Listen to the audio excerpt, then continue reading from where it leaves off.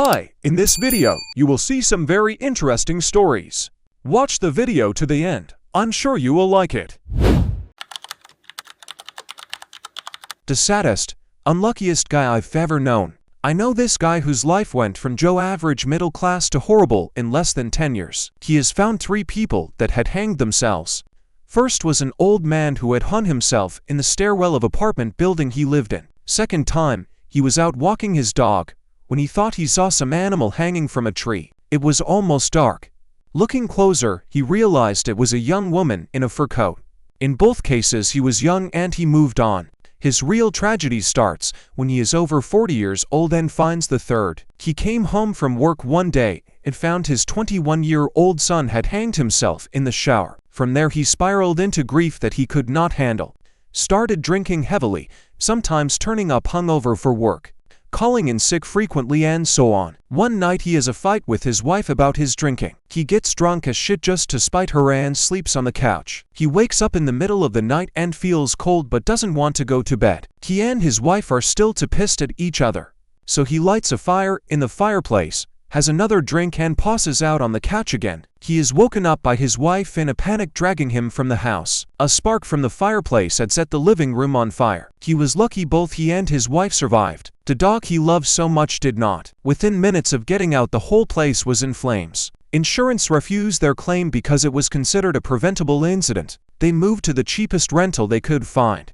His drinking intensified further and he got fired. Now both a grieving father, unemployed, an out-of-control alcoholic and deeply in debt. His wife soon says she can't handle it anymore and divorces him. She moved out but let him stay the last months of the lease. Though when that ran out he was in the street for a few months. He did eventually get on a government assistance program. Went to rehab but still struggled to stay sober. He never got over the loss of his son. But after his caseworker pushed him long enough he agreed to finally see a therapist. The go-in is slow. He had a very hard time opening up. When he finally did, he felt for the first time in over a decade he could actually trust someone. Just a few weeks later he came to the clinic only to find his appointment cancelled. He soon found out from the papers that his therapist had been murdered. Dunkin' Donuts coffee guy. Today, I went to Dunkin' Donuts drive-thru and asked for a big straw instead of the small straw. This kid knows me because I go there somewhat often throughout the years, and he always compliments me, calling me cute, and is overly nice. He is annoying TBH, but I am nice to him because I found him innocent. He hands me the straw and says a big straw for a big girl. He goes away quickly. The doors are closing. I said, "What did you say?"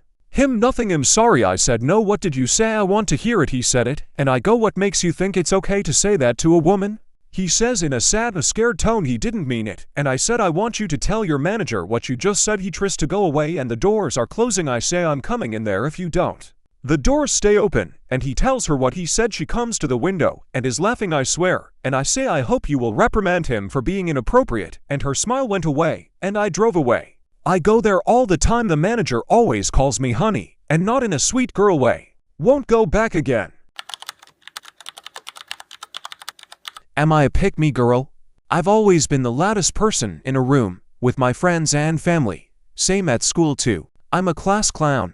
I don't come in the pretty girl criteria, but I've always been the funny girl. A few months back, I was in the university auditorium. I've never been a bully and have never been bullied too. But there's this girl up who likes to intimidate girls. She was doing what she always does, making fun of a girl whose face according to her looked like a pig. I felt bad, so I started making funny noises to shift the focus from her. And then there's this guy Junior who is in the band from our department laughed. We've been friends from freshman year.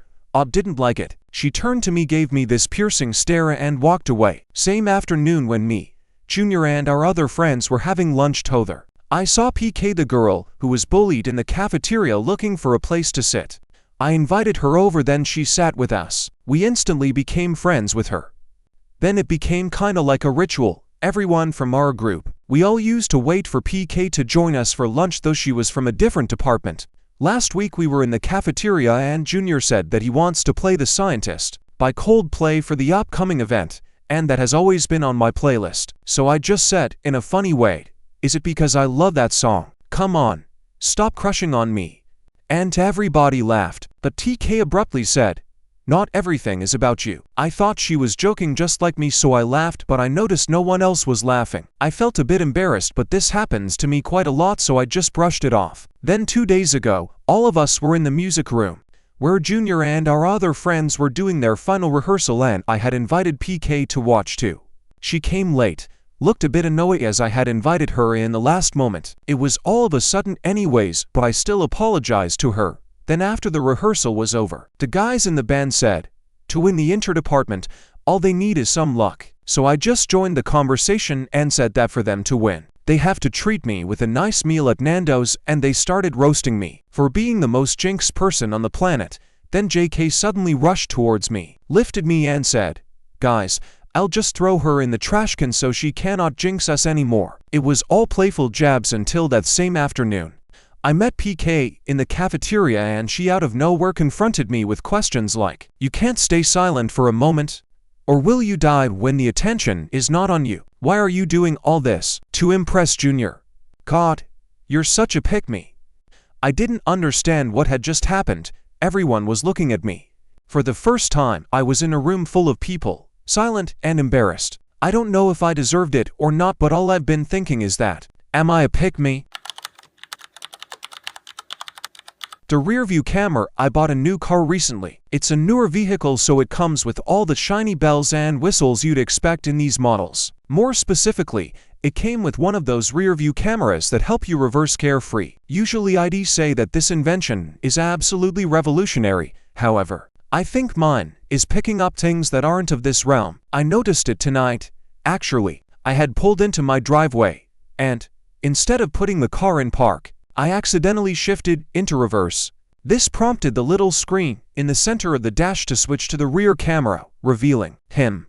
He was hard to make out at first. He stood just at the edge of the forest across from my home. Yet, as the footage adjusted, his twisted grin became more and more evident, and the suited man looked to be convulsing violently, glitching, almost. I couldn't believe my eyes at first, and I rubbed them before they returned to the screen. He looked closer, like had taken a long step forward in the time it took me to rub my eyes. This sent shivers down my spine, and my body acted on impulse as I spun around in my leather seat to face the man directly. I was distraught to find that the camera saw what my eyes could not, and the woods in front of my home looked tauntingly empty. Facing back towards the camera, the man was now closer than ever. Mid-step in fact, and his hollow eyes seemed to stare directly into the camera while he remained frozen in place. Now, too afraid to blink, I noticed something about the man that I hadn't before. His face was towards me. However, his body pointed towards the woods. His neck was twisted a full 180 degrees, and that smile never left his face as he stood there mid-step. As I watched, I was surprised when, out of nowhere, the screen went black for a split second. When the footage returned, the man was now standing in the middle of the street. At this point, I couldn't even find the courage to exit my vehicle, and instead locked the doors and prayed that the man would disappear. That prayer went unanswered. The moment my eyes opened again, the man now stood in my driveway, smiling wider than ever before. "Listen, I'm sure you can see where this is going, but I'm going to let you know anyway. Mostly because I need to write this to distract me from the reality I'm facing. I'm writing this now because I've been trapped." The man is now mere inches from my rear camera, twitching and shaking wildly. And somehow me doors keep unlocking. I used to have a friend that is now deceased, Maddie. Maddie's a childhood friend I grew up with. Let me tell you about this one time 7 guys tried to jump me. I was mistaken and I guess looked like whoever they were looking for. My friend M. Maddie's a blonde, slim, 5'5", super light blue eyes, very attractive. She was definitely going to be a model at some point, but didn't have the chance. Maddie stood in front me. Now she can fight. I think she was taught by her dad, because her dad was a professional boxer. I've seen her fight before, and she don't do windmills or pull hair like most women do. She's precise, man, with her hands. Things are heating up and she's arguing with one of the 7 guys. I go to pull her away, and I was hit in the face by one of the 7 dudes, and things went completely out of control. Next thing I realized I was being jumped before I went unconscious. I saw Maddie fighting one of the guys. The speed of her punches were fast. Listen, Maddie protected me like it was her objective. When we aren't around each other, she'll call every 2 seconds to make sure I'm fine, or pop up concerned even at 3 in the morning. One time she said, "Even in death I'll always have your back." It makes me think back to the shark incident. I've told you guys the story on that. I was in a shark-infested area. The sharks just didn't attack me. As I stood still in that water while sharks circled me, I looked toward the shore, and everybody on the beach huddled up together just watching. Maybe M kept her word, and I'm not religious or superstitious, by the way. I'm closing out before I get emotional here, but I go to her grave every day and thank her. I found a camera in my airband bathroom. What I discovered next destroyed my relationship. My boyfriend Jake and I booked a romantic cabin airband in Colorado for our 3-year anniversary. First night there, I'm brushing my teeth when I notice something weird, a tiny hole in the shower curtain rod pointing directly at the shower. I unscrewed it. Hidden camera. I'm freaking out, hands shaking. I immediately check the bedroom. Another one hidden in a smoke detector, aimed at the bed. Here's where it gets insane. I grabbed Jake's laptop to review the footage and see how long this had been going on. But when I plugged in the SD card, the files were already organized in folders by name, and one folder was labeled Jake March 2024. March, 5 months before our trip, before we even booked this place. I opened it. Videos of Jake in this exact cabin with another woman. Same bed we were supposed to sleep in that night. My hands were ice cold. I kept scrolling. More folders. Jake January 2024. Jake November 2023. He'd been coming here for over a year. Always with someone else. Sometimes the same woman, sometimes different ones. Then I found a folder labeled Owner Copies. Jake wasn't a victim of this creep's cameras. He was friends with the owner. There were videos of them joking together, the owner showing Jake where the cameras were, both of them laughing while reviewing footage of previous guests. They were running some kind of sick operation together. I called the police from the car. Didn't even pack. Just grabbed my stuff and ran. Jake came out confused, asking what was wrong. I didn't say a word. Just drove. Cops raided the property that night. Found over 300 videos. Multiple victims. The owner and Jake are both facing federal charges now. Turns out Jake had been paying half price for the cabin in exchange for helping install cameras and recruit other couples. I gave my testimony yesterday. I also got tested for everything because apparently I never knew who Jake really was.